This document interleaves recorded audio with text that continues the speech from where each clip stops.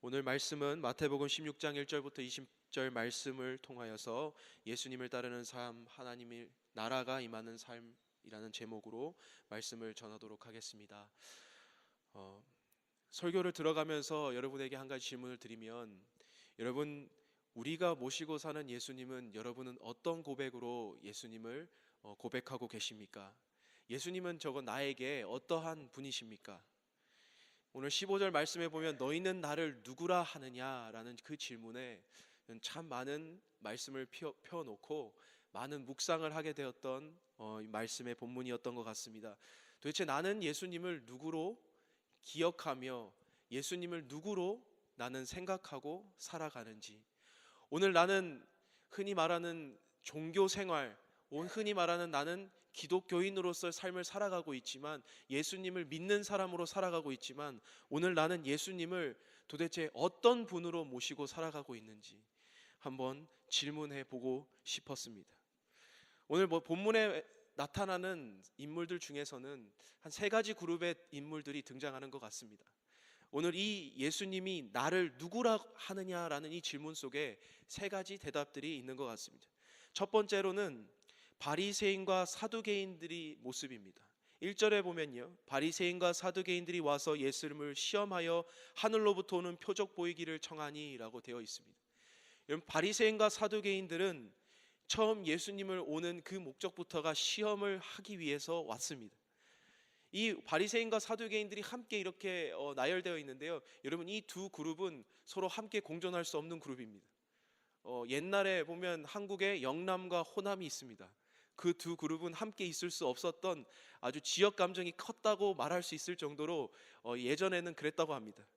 그런 것보다 더 심하게 이들은 다른 종파의 모습을 가지고 있는 그룹이었는데요, 서로 각자의 기득권층이 있었기 때문에 서로가 함께할 수 없었습니다. 그런데 이들에게 등장한 예수님이란 인물은 자신들의 그 기득권을 위협할 정도로 대단한 사람이었습니다.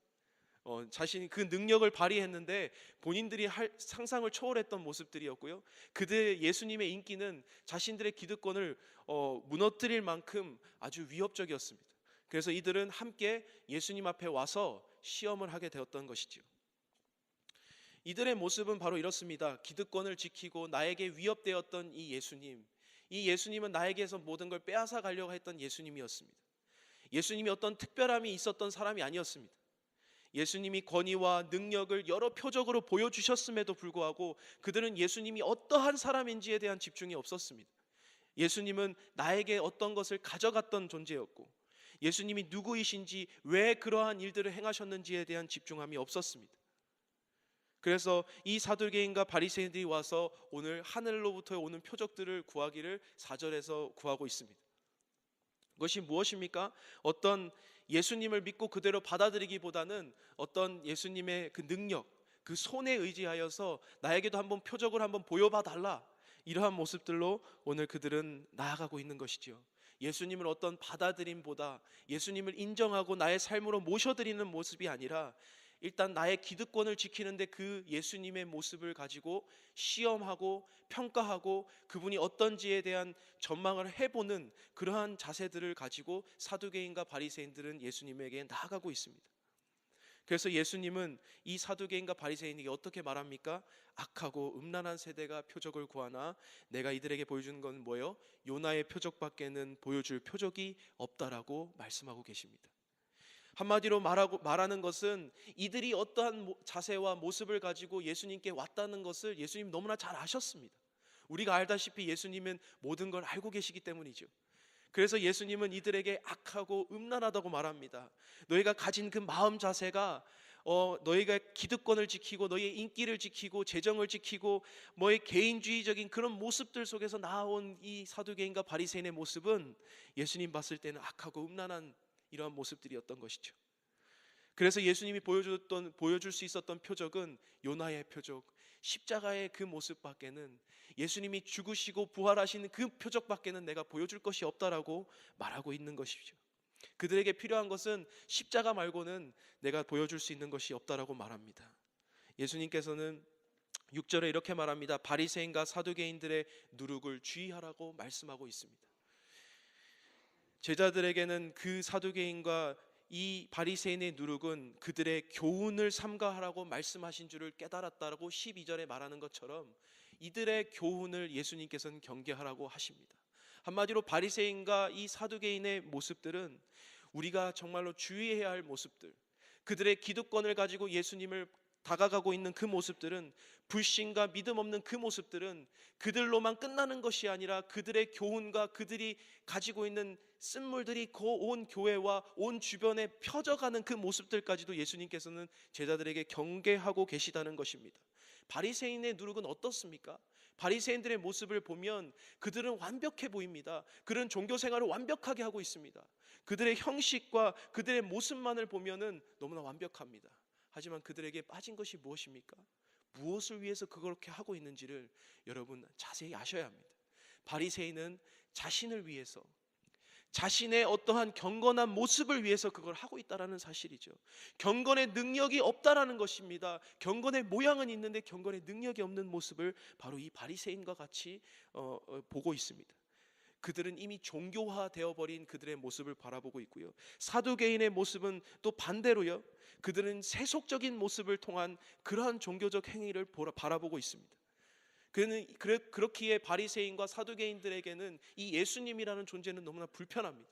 내 것을 버리고 그 예수님을 받아들이고 인정하고 따라가야 하는 모습 속에서 이 사두개인과 이 바리새인은 내가 지키고 있는 나의 성과 같은 그 종교 생활, 그리고 나의 세상 안에서의 편안했던 나의 세상 속에서 동화되어 버린 나의 세상 신앙의 모습은 예수님을 받아들이기, 또 제자로서 따라가기가 너무나 불편한 것이죠. 오늘 우리의 모습 속에선 이 바리새인과 사두개인과 같은 모습은 없습니까? 자칫 우리의 신앙을 평가할 때 난 너무나 만족스럽고 난 너무나 완벽한 종교 생활을 하고 있음에도 불구하고 어느샌가 내가 그 종교 생활과 내 이 신앙 생활을 왜 하고 있는지를 모르고 있다는 사실이에요.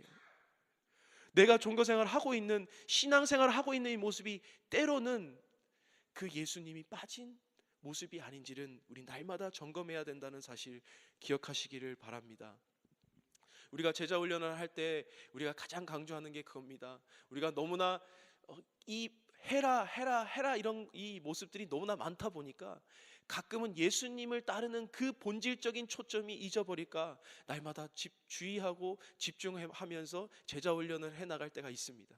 여러분, 우리의 모습도 궁극적으로 따라가야 할 예수님을 따라가는 것이지 우리의 신앙생활, 하고 있는 종교의 생활이 중요한 것이 아니라는 것입니다. 오늘 나에게 만나주시는 그 예수님, 나에게 있어서 그 예수님은 누구신지에 대한 초점이 바로 맞춰지시기를 간절히 축복합니다. 두 번째로는 바리새인과 사두개인처럼은 아니지만 믿음이 부족한 제자들의 모습을 우리는 또 발견하게 됩니다. 5절에 보면요, 제자들이 건너편으로 갈 새에 떡 가져가기를 잊었더니, 7절에 보면 제자들이 서로 논의하여 이르되 우리가 떡 가져오지 아니하였도다 하거늘, 8절에 보면 예수님의 이 모습들을 바라보시고 믿음이 작은 자들아 어찌 떡이 없으므로 서로 논의하느냐, 이렇게 말씀하고 계십니다.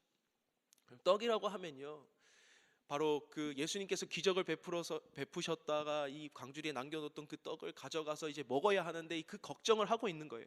예수님을 따라가면서 이 제자들은 어떻게, 무엇을 먹어야 되지, 오늘은 뭘 챙겨야 되지, 이런 걱정을 벌써 하고 있다라는 것이죠.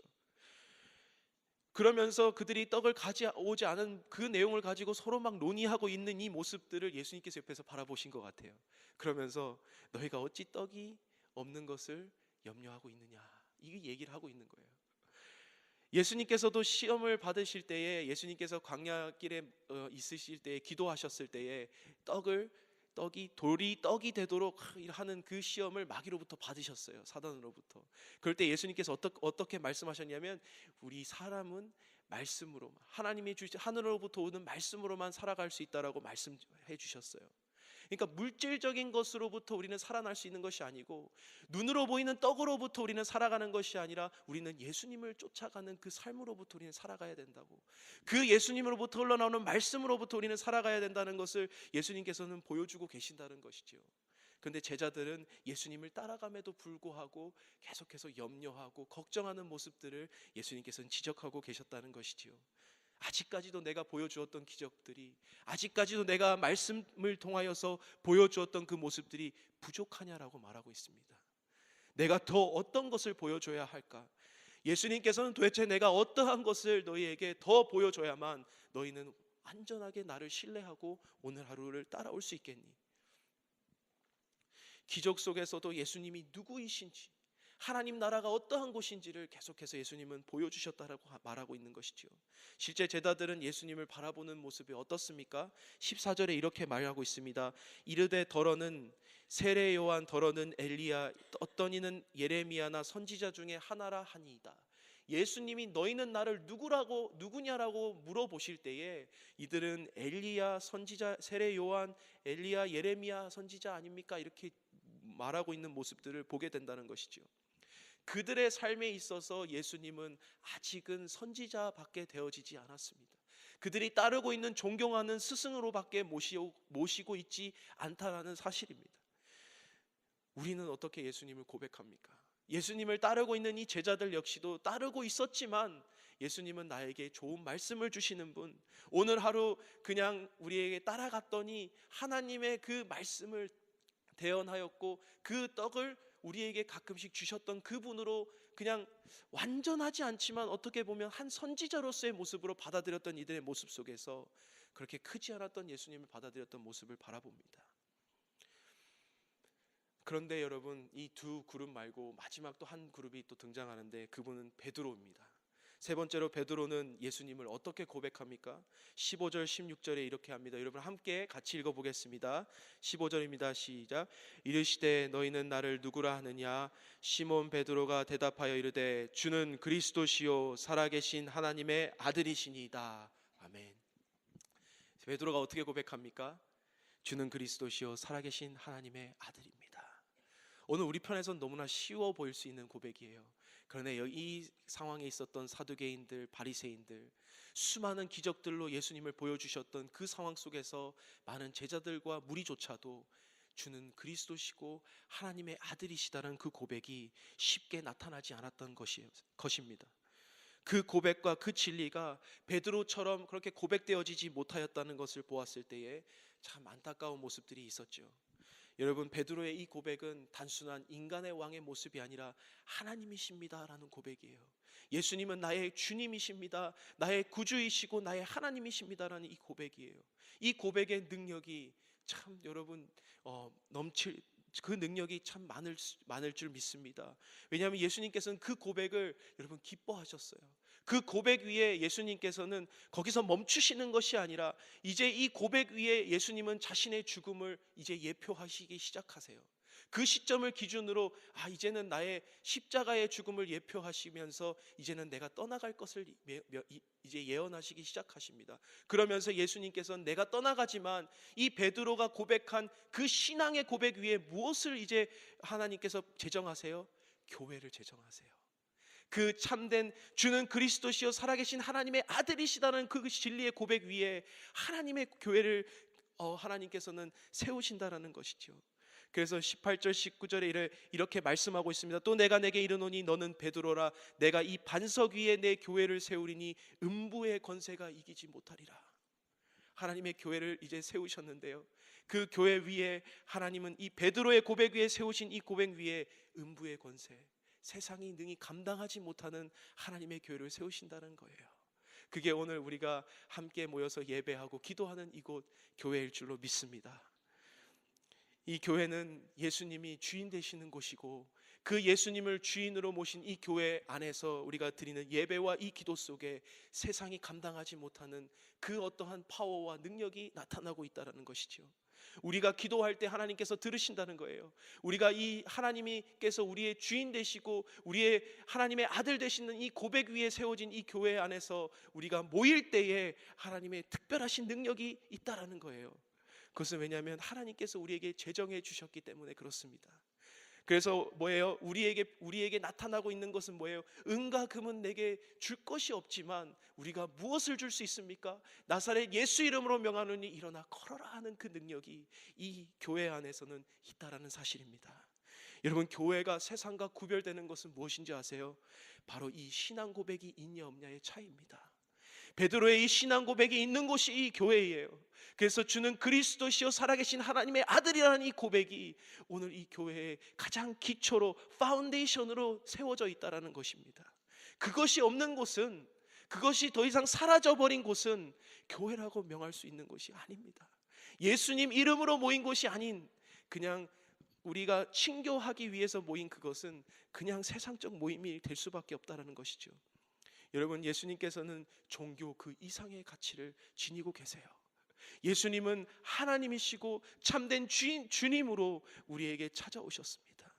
그렇기 때문에 우리가 오늘 이 새벽 예배에 나오며 교회에 나아오는 그 모습들이 종교 생활을 뛰어넘어야 될 줄로 믿습니다. 세상에 이길 힘이 있는 곳이 이것이며 사단을 능히 대적하여 이길 수 있는 곳이 이것이며 하늘의 특별한 임재와 축복이 머무는 곳이 이 교회이기에 우리는 교회를 소홀히 다뤄서는 안 되며 이 교회 안에서 기도하는 것이 소홀히 돼서는 안 될 줄로 믿습니다. 예수님은 종교 이상의 그것을 넘어서 왔어요. 그래서 그들이 지키고자 하는 그 기득권도 아니었고 그들이 가지고 있었던 염려와 걱정에 그 뛰어넘어 계신 분이 예수님이셨다는 것이죠. 그래서 오늘 우리의 삶 가운데 또 오늘 흘러나와야 하는 고백은 주는 그리스도시요 살아계신 하나님의 아들이심을 내가 믿습니다 라는 고백입니다. 그 고백 위에 여러분의 오늘 하루의 삶을 계획해 보시고 여러분의 삶을 계획해 보시고 오늘 하루 그 고백 위에 여러분의 기도의 제목을 올려드리는 시간 되시기를 간절히 축복합니다. 함께 기도하겠습니다.